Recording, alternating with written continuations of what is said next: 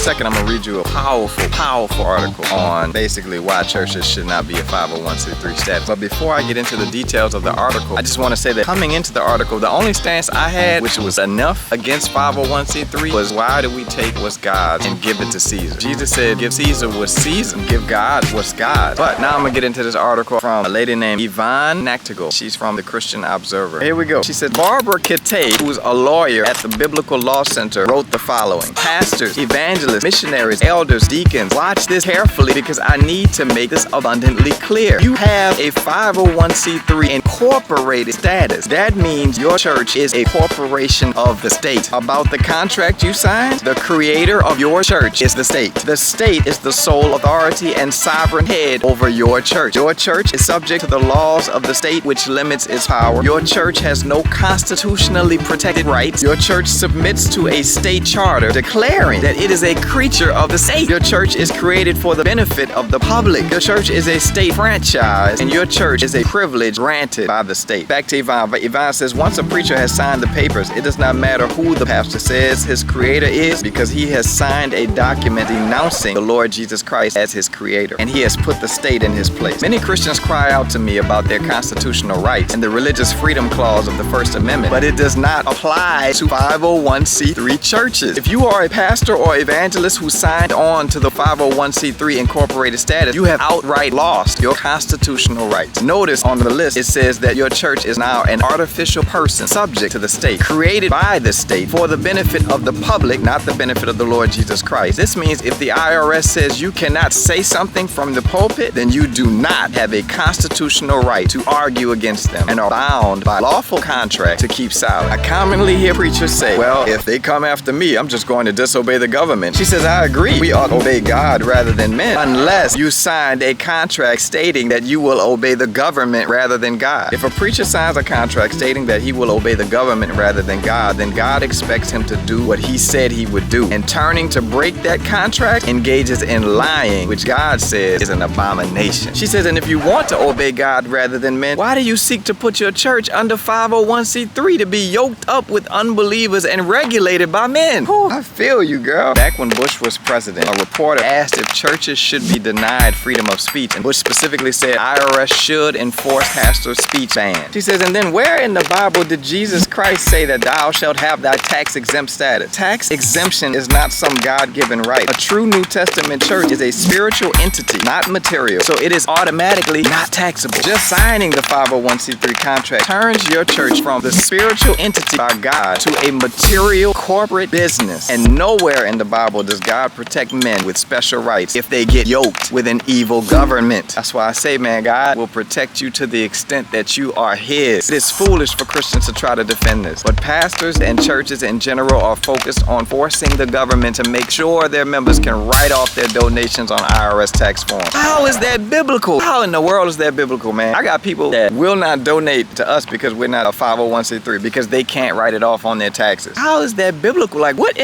kind of world are we living in? This lady is on point, but it gets worse. Yeah, I know you feel it. Like, there's gotta be more to this Christian walk.